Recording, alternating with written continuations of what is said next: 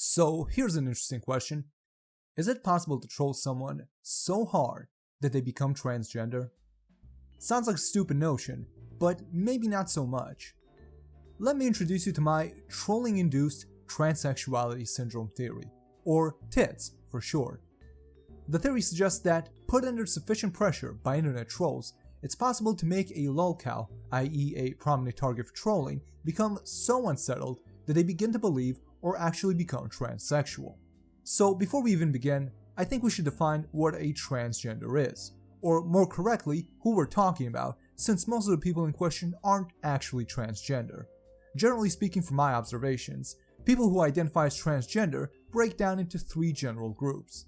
The first group is actual transgenders, people who have real gender dysphoria and are in the process of, wish to, or intend to at some point, transition in an attempt to become the opposite sex. The second group is attention seekers. These are mostly young, mostly hyper-liberal teenagers who do not have gender dysphoria, but choose to pretend to have it or convince themselves that they have it because it is in some way advantageous within their peer group.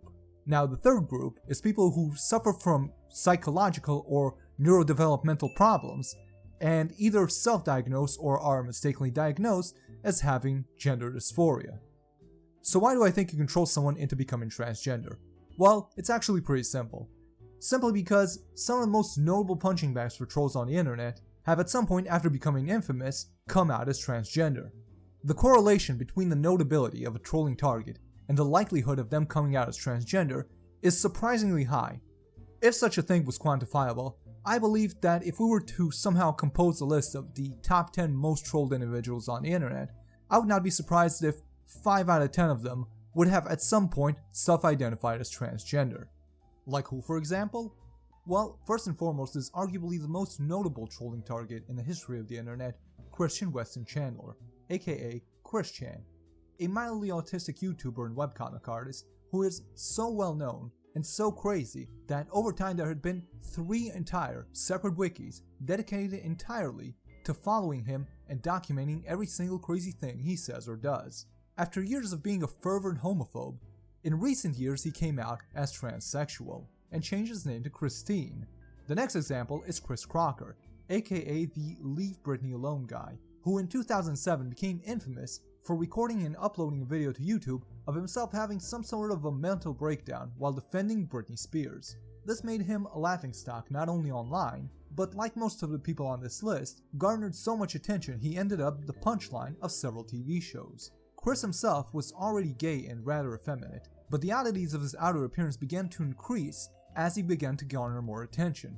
Over the years, as the trolling died down, and Chris was able to gain some personal and financial success, he quickly began to dress and act normally again, although to this day he still insists that he's actually female. A third example is Jessie Slaughter, proving that this theory applies not only to male to female transgenders, but also female to male.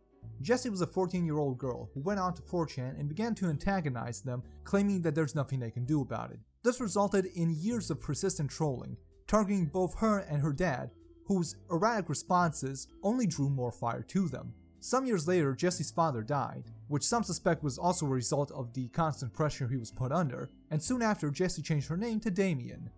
Now these are only 3 examples, but there are many others, some of which include Coppercap, the Gingers Have Souls kid, whose antics landed him on a South Park episode, Philip V. Heskins, aka Ahuvia Harel, a favorite target for DeviantArt trolls when this was more popular, Alex Worry, who got trolled by 4chan so hard he decided that the best course of action would be to go cry about it to Fox News, resulting in the exploding yellow van and hackers on steroids memes. Will Noble, a favorite target for Encyclopedia Dramatica trolls, who spent years harassing him and reverting all his edits on Wikipedia back when the site was more focused on trolling Wikipedia, until he eventually dropped off the radar and came back several years later during Gamergate as transgender. And finally, Chelsea Van Valkenburger, aka Zoe Quinn, whose infidelity sparked Gamergate. Now some might say Van Valkenburger is only doing this for attention, but it's important to note that her ex-boyfriend slash sugar daddy was also dragged down this abyss alongside her.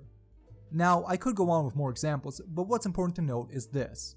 All of the people in question have either become the target of a specific trolling community or the internet at large, all of them were put under substantial pressure by these trolls, and all of them came out as transgender. So now you have to ask yourself, what could be the cause of this? And this leads us back to the start. Remember when I said that most of the people this happens to are not real transgenders? Well, one of the biggest problems facing the transgender community is misdiagnosis. Or more accurately, this is a problem seemingly caused by them, at least to some extent. Being transgender in and of itself is a psychological disorder, technically called gender dysphoria. But this disorder seems to be easily mistaken for other ones, leading oftentimes to disaster. Paul McHugh, one of the people who pioneered gender reassignment surgery and now no longer conducts it, expresses some concern regarding the fact that some people who believe that they are transgender are simply misdiagnosed, oftentimes with autogenophilia, a sexual fetish that makes people attracted to a gender-swapped version of themselves. In fact, Dr. McHugh says that, in his professional opinion, Bruce Jenner may be one such case. Another person who might shine a light on this is Walt Heyer, an anti-trans activist who underwent regrettable gender reassignment surgery after a series of stressful events unearthed a latent dissociative disorder in him, which was misdiagnosed as gender dysphoria. And again, Bruce Jenner was also going through a substantial amount of stress around the time of his transition, including career and family trouble and the time he killed an old lady with his car. So what does any of this have to do with trolling? Well, simple. Absolutely all of the individuals who might be categorized as suffering from TITS are what one might call crazy, to put it lightly. Now, if I was a social justice advocate, I would try to defend this by saying that the only reason there's so much overlap between people who identify as transgender and people who act like lunatics is because of society's treatment of the transgender community, driving them off the edge. But notice how everyone I'm talking about was rather eccentric to begin with. So essentially, I believe that since mental instability is like a lightning rod for trolls who are always on the lookout for someone who is prone to overreaction and easily unsettled, trolls will often attack someone who is already harboring some mental issues, being drawn to him due to his erratic behavior, which as a result only exacerbates the situation, leading to them self-diagnosing as transgender. Now, another possible cause for this is autism. One study suggests that transgender people are 7 to 8 times more likely of being autistic. The people who conducted this study believed that this may prove that these people aren't actually transgender, but are simply displaying the autistic trait of overfixation, in this case with their own gender. And this again is a big draw for trolls. People on the autism spectrum are oftentimes targeted by internet trolls, mostly due to their tendency to fixate on bizarre things, their gullibility, and their oftentimes obnoxious behavior. So if autistic people have a propensity to mislabel themselves as transgender and a disposition to attract trolls, the latter may increase the risk of triggering the former. The last question you should be asking yourself after how this happens is why. What causes the victims of trolling to contract or pretend to contract such a specific illness? And honestly, I don't know, but I can offer up a couple of educated guesses. One possibility is an attempt to escape the trolls and their own past mistakes by escaping being themselves, trying to blur their identity or sever connection between themselves and the cause of their stress by relegating it all to a person who no longer exists. A second theory is that, at least in part, it's a ploy to garner sympathy. In the current political climate, there are many advantages to coming out as transgender even if you actually aren't. Mainly a support group whose ideology dictates that you must treat marginalized groups in general and transgenders in particular as if they can do no wrong, which for many of the people in question, who only got in trouble with trolls because they already act as if they believe this about themselves, this is the perfect solution. Many emotionally unstable persons are already at risk of being drawn into social justice groups and becoming transgender, according to Jordan Peterson, who says some of his own patients have found themselves in this predicament and paints a picture that makes it seem as if SJWs are intentionally preying on the emotionally weak and are trying to convert them into transgenders, like some sort of cult. So whether it's the result of loneliness or falling victim to a radical hate group, or a completely voluntary attempt to escape taking responsibility for their own actions, this seems like a plausible explanation for this phenomenon.